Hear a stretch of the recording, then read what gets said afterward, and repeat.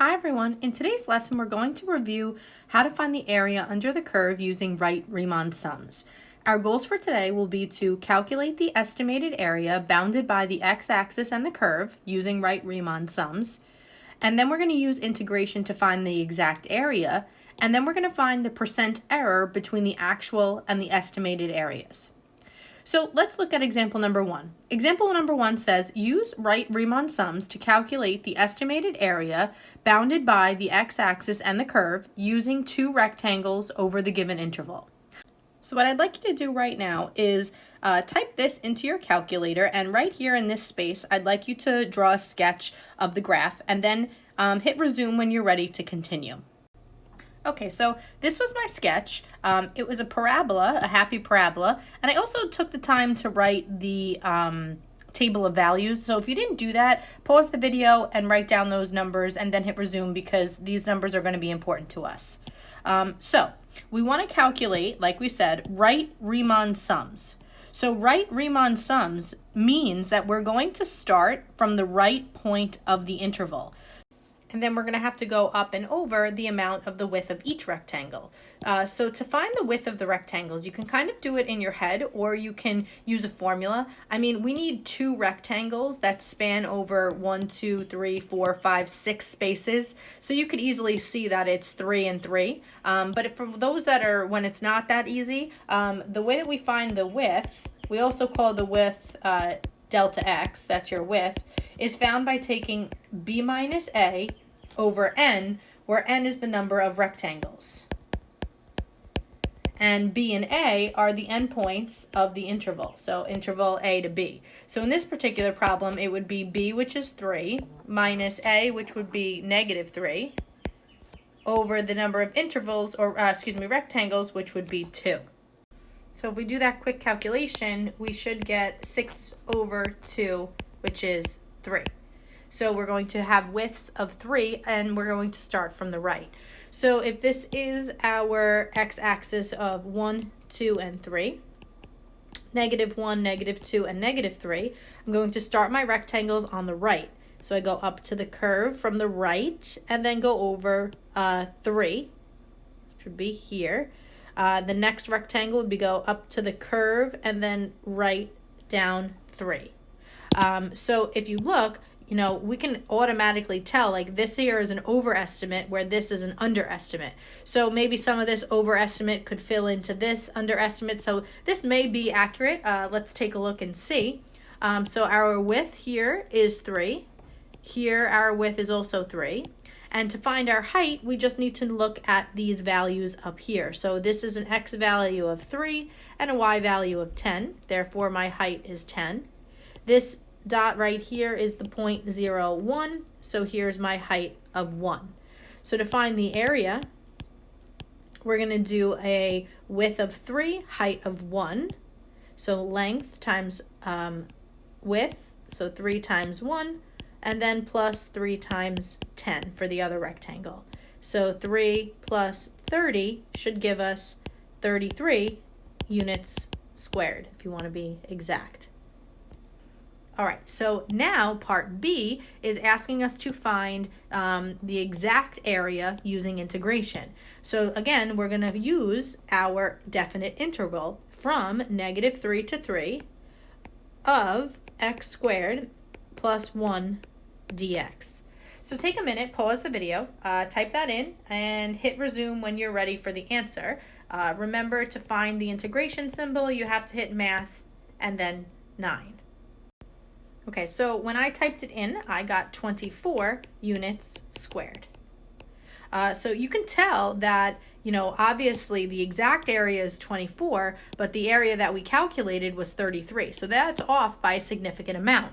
So what I'd actually like to do now is calculate by what percent, or find that percent error that the numbers are off from each other. So the formula for percent error is the absolute value of the actual minus the measured over the actual times 100. By multiplying it by 100, you get your percent. So the actual would be the exact area, so that's 24, And the measured would be the estimated area, which would be 33, divided by the actual of 24. So take a minute, pause the video, type that in, and hit resume when you're ready for the answer. Okay, so I got 0.375, and to make it multiplying it by 100 to make it a percent, we're going to multiply or move the decimal 2 places to the right. So we get 37.5%. Then that would be how far off those numbers are. That's the percent error. All right, let's do another example where the rectangles increase a little bit. Okay, so same problem, same picture, same interval, but now I want to use 6 rectangles. And you want to ask yourself, like, what are you going to assume is going to happen here? I mean, the more rectangles, the more what? You know, that's kind of what you want to think about. I'm not going to give away that answer just yet. I'm actually going to do it first. So why don't you take a minute and draw the picture again and put the table. I think it'll help drawing 2 separate pictures. And then hit resume when you're ready to see what it looks like. Okay, so this is what mine is. All right, so now it's time to draw our rectangles. So again, we're starting from the right, but this time we're doing 6 rectangles. So if you want to find the width like we did before, the width, or delta x, is found by taking, here's A, here's B, B minus A, and dividing it by n, where n is the number of rectangles. So the B is 3 minus negative 3, divided by 6, so that's 6 over 6, which is a width of 1. So we're doing a width of 1 for every single rectangle. So we're going to start from the right and draw our pictures, or rectangles. So here's the right of the endpoint. We're going to go to the curve, and we're going to go over 1. Then same as the next one, we go up to the curve, and then over 1. The next one, we go up to the curve and over 1. The next one, we go up to the curve and over 1. The next, we go up to the curve and over 1. And the next, we go up to the curve and over 1. So that is our right Riemann sums. So the width of each of these on the bottoms are all 1, so that's not too bad. So I can go ahead and put 1s here. But now I want to calculate the heights. So if we start over here, this was 1, 2, and 3. So this is the point 3, 10. So my height here is 10. If this is my x value of 2, this is the point 2, 5. So here my height is 5. This here is 1. So my x is 1, my y is 2. So this has a height of 2. This one is the point 0, 1. So I have a height of 1 here. This is the point, so if this is x is negative 1, this is negative 1, 2. So this has a height of 2. And this here is my x value of negative 2. So that gives me a height of 5. So let's just double check that we have 6 rectangles. 1, 2, 3, 4, 5, 6. Perfect. They all have a width of 1. And my heights are 10, 5, 2, 1, 2, and 5. So if I want to calculate the area, we're going to say, okay, area. I'm going to start from the right. My width is always 1, but my height is 10. My width is 1, my height is 5. So again, I'm starting here. Width of 1, height of 10. Length times width. Width of 1, height of 5. That's the next one, and I'm going to keep going. Plus width of 1, height of 2. Plus width of 1, height of 1. Plus width of 1, height of 2. And width of 1, height of 5.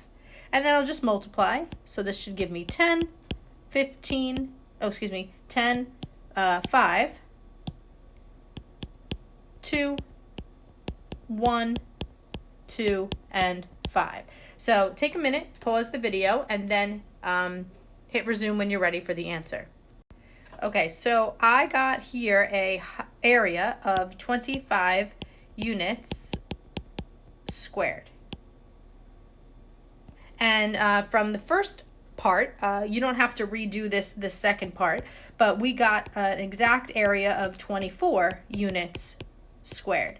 So this is going to be pretty close to being accurate. So let's calculate that percent error. So we have percent error is actual, which was the 24, minus the measured, which was 25, over the actual of 24. And when you put this into your calculator, I got 0.0416 repeated.